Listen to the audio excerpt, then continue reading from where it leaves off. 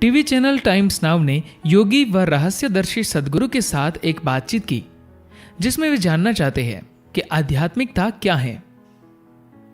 सदगुरु कहते हैं, आध्यात्मिकता का मतलब किसी खास तरह का अभ्यास करना नहीं है। यह आपके अस्तित्व के होने का एक निश्चित तरीका है। उस स्थिति तक पहुंचने के लिए बहुत कुछ करना पड़ता है। यह आपके घर के बगीचे की तरह है। अगर मिट्टी, सूर्य का प्रकाश और पौधे का तना एक निश्चित स्थिति में है तो यह फूल नहीं देगा। आपको इसके लिए कुछ करना होगा। आपको कुछ खास बातों पर ध्यान देना होगा। अगर आप अपने शरीर, मन, भावों तथा ऊर्जा को परिपक्वता के एक निश्चित स्तर तक ले जाएंगे तो आपके भीतर कुछ और खिल उठेगा। यही आध्यात्मिकता है। जब आपकी तार्किकता अपरिपक्व होती है तो यह हर वस्तु पर संदेह करती है। जब आपकी तर्क बुद्धि परिपक्व हो जाती है तो यह हर चीज को एक अलग ही प्रकाश में देखती है। भगवान को लेकर सारी सोच यही है कि कुछ भी जो आपसे बड़ा हो, यह कोई इंसान या फिर प्रकृति का कोई आयाम भी हो सकता है। परंतु क्या यही आध्यात्मिकता है? भगवान कहां है? जब भी कोई आदमी कुछ ऐसा अनुभव कर पाता है जो उसे खुद से बड़ा लगे तो वह उसे भगवान समझने लगता है। भगवान को लेकर सारी सोच यही है कि कुछ भी जो आपसे बड़ा हो, ये कोई इंसान या फिर प्रकृति का कोई आयाम भी हो सकता है। परंतु क्या यही आध्यात्मिकता है? नहीं, ये केवल जीवन है।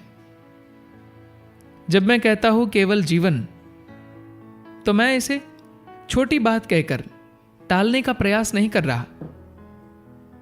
यह सबसे बड़ी चीज है। जब जीवन आपके लिए अभिभूत कर देने वाला एक शक्तिशाली और आनंददायी अनुभव हो जाता है, तब आप जानना चाहते हैं कि इसे किसने रचा होगा। अगर आप सृष्टि के स्रोत या प्रक्रिया को जानना चाहते हैं तो आपके लिए सृष्टि का सबसे अतरंग हिस्सा तो आपका अपना शरीर है। इसमें फंसी हुई एक सृष्टि है। आपको उसे भूलना नहीं चाहिए। अगर आप जानते हैं कि सृष्टि का वह स्रोत आपके भीतर छिपा है तो आप आध्यात्मिक हैं। एक आध्यात्मिक जिज्ञासु न तो आस्तिक होता है और न ही नास्तिक।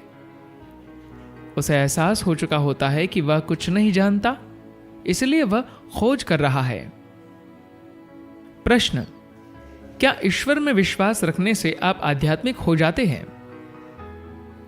एक नास्तिक आध्यात्मिक नहीं हो सकता, परंतु आपको यह समझना चाहिए कि एक आस्तिक भी आध्यात्मिक नहीं हो सकता है, क्योंकि नास्तिक और आस्तिक में कोई अंतर नहीं है। एक मानता है कि ईश्वर है और एक का मानना है कि ईश्वर नहीं है।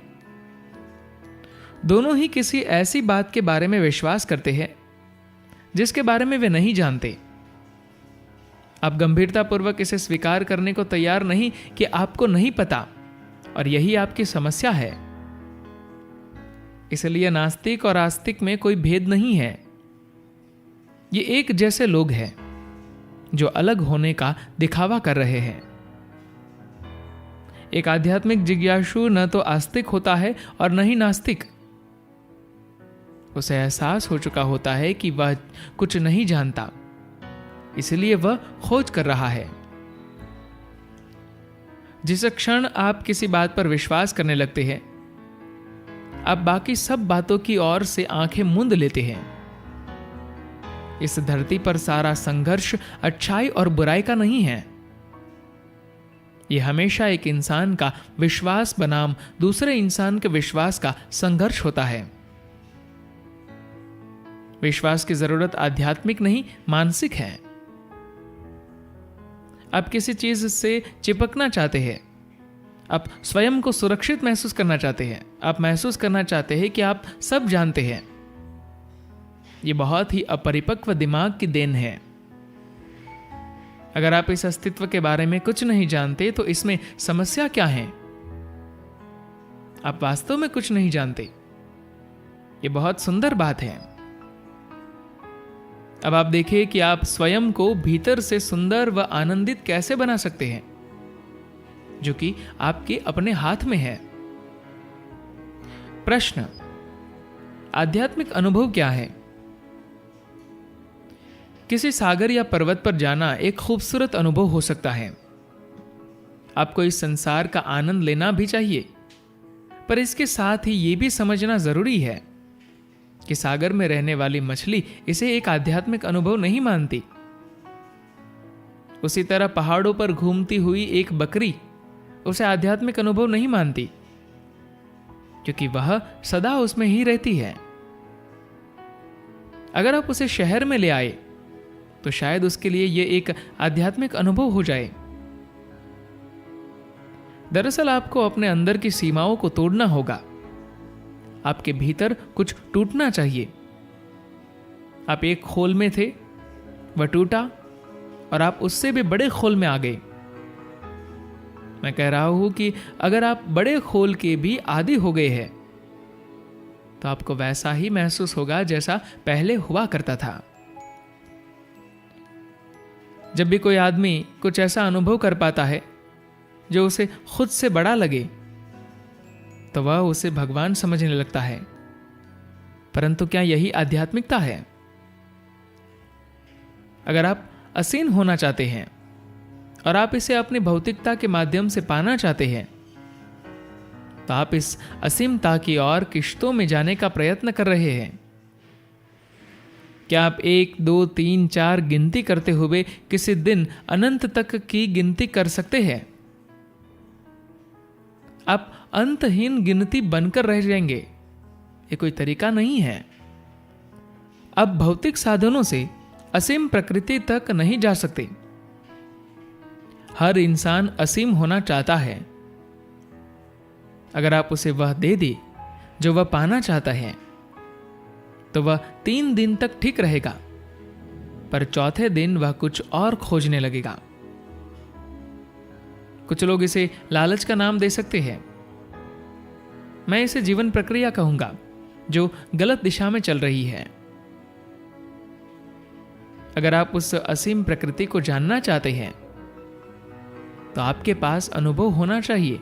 आपके पास कोई ऐसा बोध होना चाहिए जो उस भौतिक प्रकृति से कहीं परे हो।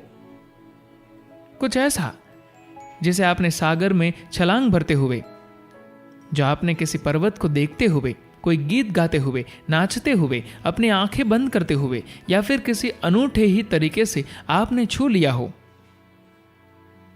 आपने उसे छू तो लिया, पर उसे हमेशा के लिए बरकरार कैसे रखा जाए? एक बात हम आपको एक सरल बात से जोड़ सकते हैं जो कि व्यक्ति विशेष पर निर्भर करेगा। आपको ऐसी कोई भी व्यक्तिपरक तकनीक किसी संकल्पहीन माहौल में नहीं सिखाई जा सकती। अगर आप अपने लिए थोड़ा सा समय अलग निकाल सकते हैं और आप पूरी तरह से समर्पित व फोकस्ड हैं तो हम आपको एक सरल अभ्यास से जोड़ सकते हैं, जिसके लिए हर दिन आपको केवल 21 मिनट का समय निकालना होगा। उस अभ्यास से इनर इंजीनियरिंग, आप अपने दिन की शुरुआत एक आध्यात्मिक अनुभव के साथ कर सकते हैं जो आपके भीतर से पैदा होगा। एक ऐसा शक्तिशाली अनुभव जो आपको सारा दिन शांत व आनंदित बनाए रखेगा। इसके अलावा इसे बनाए रखने के लिए आपको एक और अभ्यास करना होगा। आपको अपनी सहभागिता की भावना को भेदभाव रहित बनाना होगा। अगर आप किसी व्यक्ति, पेड़ या बादल को देखें तो आप सबके साथ समान रूप से जुड़ाव महसूस करें। आप अपने शरीर और श्वास के साथ समान रूप से शामिल हो। अगर किसी भी चीज की परख किए बिना जीवन के हर पहलू के साथ समान भाव से शामिल होने की कला सीख लेते हैं तो आप निरंतर आध्यात्मिक भाव में बने रहेंगे। किसी को भी आपको सिखाने की आवश्यकता नहीं रहेगी कि आध्यात्मिकता किसे कहते हैं। धन्यवाद।